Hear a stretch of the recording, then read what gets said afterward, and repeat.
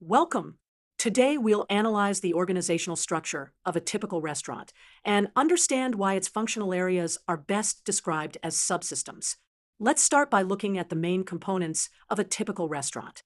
We have kitchen operations, front of house operations, inventory management, culinary development, financial and accounting, marketing, and reservations.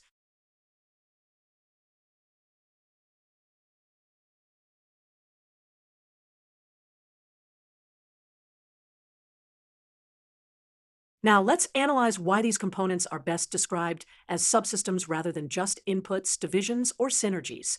A subsystem is a smaller system that functions within a larger system.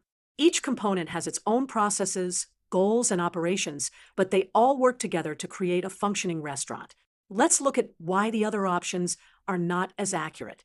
Inputs are resources that go into a system, like ingredients, labor, or capital. The functional areas we discussed are not inputs themselves, but rather organized components that process these inputs. Divisions typically refer to major organizational units in larger businesses. While this term could apply, it implies more separation than typically exists in restaurant operations, where areas need to work closely together. Finally, synergies refer to how these areas work together rather than what they actually are. While the restaurant's components do create synergies, this term describes their interaction rather than their nature.